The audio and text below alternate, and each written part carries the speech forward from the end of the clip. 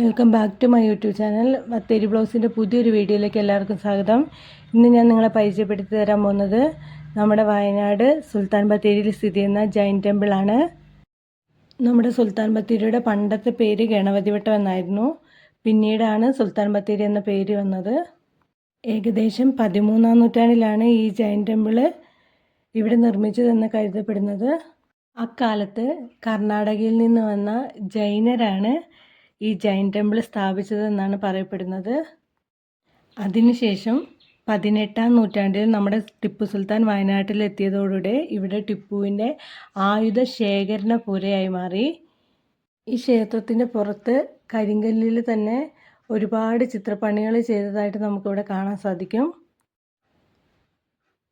ഈ ക്ഷേത്രത്തിൻ്റെ സൈഡിലായിട്ട് ഒരു ചതുരാകൃതിയിലുള്ള ഒരു കിണർ സ്ഥിതി ചെയ്യുന്നുണ്ട്.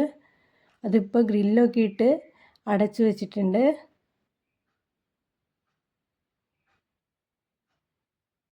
ഏകദേശം 18-ാം നൂറ്റാണ്ടിൽ ടിപ്പുവിൻ്റെ ഹൈദരാലിയുടെയും പടയോട്ട കാലത്ത് അവർ അവരുടെ ആയുധങ്ങളും വെടിക്കോപ്പുകളും ഒക്കെ ശേഖരിച്ചു വെച്ചിരുന്ന ഒരു ആയുധപ്പുരയായിരുന്നു ഇത്. അങ്ങനെയാണ് സുൽത്താൻ ബത്തേരി എന്ന പേര് വന്നത്. എനിക്ക് തോന്നുന്നു പോർച്ചുഗീസുകാരാണ് സുൽത്താൻ ബത്തേരി എന്ന പേരിട്ടത്. ബാറ്ററി എന്നർത്ഥമുള്ള പോർച്ചുഗീസ് പദത്തിൽ നിന്നാണ് സുൽത്താൻ ബത്തേരി എന്ന പേരുണ്ടായത്. ചുറ്റും കരിങ്കല്ലുകളാൽ നിർമ്മിക്കപ്പെട്ട ഈ ക്ഷേത്രം ഇപ്പോൾ ആർക്കിയോളജി വകുപ്പിൻ്റെ സംരക്ഷണത്തിലാണുള്ളത്. ഈ ക്ഷേത്രത്തിന് ചുറ്റുമുള്ള നടപ്പാത വരെ കരിങ്കല്ല് കൊണ്ടാണ് നിർമ്മിക്കപ്പെട്ടിട്ടുള്ളത്. ഇവിടെയുള്ള തൂണുകൾ വരെ കരിങ്കല്ല് കൊണ്ടാണ് നിർമ്മിക്കപ്പെട്ടിട്ടുള്ളത്. 13-ാം നൂറ്റാണ്ടിലൊക്കെ കരിങ്കല്ല് മാത്രം ഉപയോഗിച്ച് ഇങ്ങനെ ഒരു ക്ഷേത്രം പണിതു തീർത്തെന്ന് പറയുമ്പോൾ തന്നെ നമുക്ക് ആശ്ചര്യം തോന്നുന്നുണ്ടല്ലേ.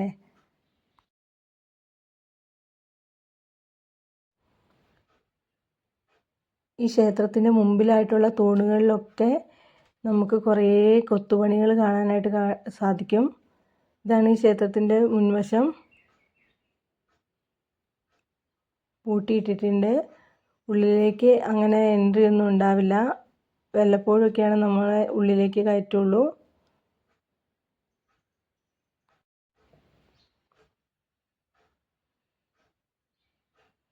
കണ്ടോ, ഈ തൂണുകളിൽ മുഴുക്കെ ചിത്രപ്പണികൾ കണ്ടോ, എന്ത് ഭംഗിയുള്ള ചിത്രപ്പണികളാണ്. ഇതാണ് മുൻവശമായിട്ട് വരുന്നത്.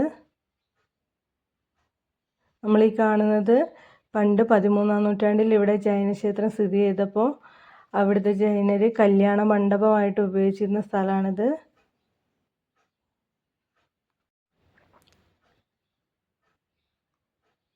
ഇതാണ് അവർ കല്യാണ മണ്ഡപമായിട്ട് ഉപയോഗിച്ചിരുന്നത്. ഇതുണ്ടോ, നല്ല നല്ല രീതിയിലുള്ള കൊത്തുപണികൾ നമുക്കിവിടെ കാണാൻ സാധിക്കും കല്ലിൽ.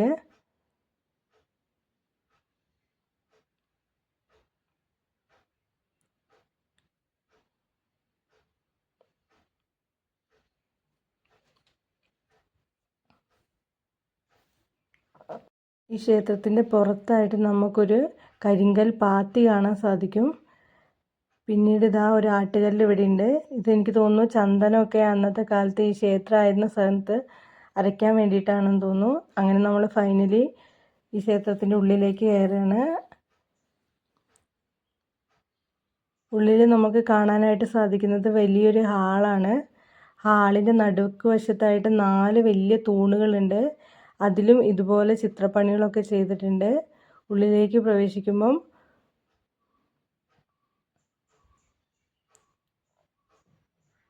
സൈഡിലായിട്ട് ഒരു ഗ്രില്ലിട്ട ഒരു വാതിൽ നമുക്ക് കാണാം.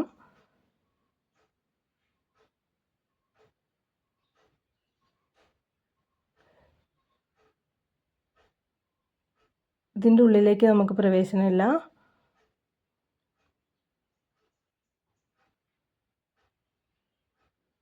ഇവിടെ ആളുകൾ പൂക്കളൊക്കെ ഇപ്പോഴും കൊണ്ടുവയ്ക്കുന്നുണ്ട് ക്ഷേത്രം എന്ന രീതിക്ക്. അതിൻ്റെ ഉള്ളിലായിട്ട് കരിങ്കല്ലിൽ തീർത്ത ഒരു പ്രതിമയുണ്ട്.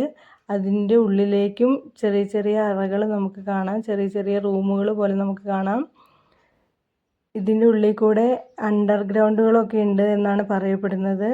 ടിപ്പുവിൻ്റെ പടയോട്ട കാലത്ത് ആയുധങ്ങളും സ്വർണങ്ങളും ഒക്കെ ഇതിൻ്റെ ഉള്ളിൽ കൂടെ കൊണ്ടുപോയിട്ടുണ്ടെന്നൊക്കെയാണ് ചരിത്രം പറയപ്പെടുന്നത്.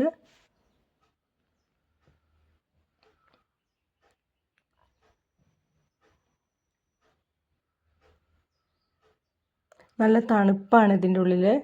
എനിക്ക് തോന്നുന്നു കരിങ്കല്ല് കൊണ്ട് ഉണ്ടാക്കിയതുകൊണ്ടാണെന്ന് തോന്നുന്നു. നമ്മൾ നിലത്തൊക്കെ ചെരുപ്പിടാതെ ചവിട്ടുന്നതുകൊണ്ട് നല്ല തണുപ്പാണ്. അങ്ങനെ നമ്മൾ കണ്ടു കഴിഞ്ഞ് പുറത്തേക്ക് ഇറങ്ങി.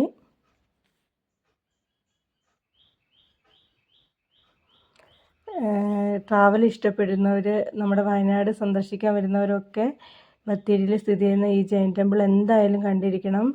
ചരിത്രം ഉറങ്ങുന്ന സ്മാരകം എന്നൊക്കെ നമുക്ക് പറയാൻ സാധിക്കും. അപ്പോൾ എല്ലാവരും ഇനി നമ്മുടെ ബത്തേരിയിൽ വരുമ്പോൾ ഇവിടെ വന്ന് സന്ദർശിക്കണം. എൻ്റെ ഈ വീഡിയോ ഇഷ്ടപ്പെട്ടിട്ടുണ്ടെങ്കിൽ ലൈക്ക് ചെയ്യണം, ഷെയർ ചെയ്യണം, സബ്സ്ക്രൈബ് ചെയ്യണം. മറ്റൊരു വീഡിയോ ആയിട്ട് കാണാം.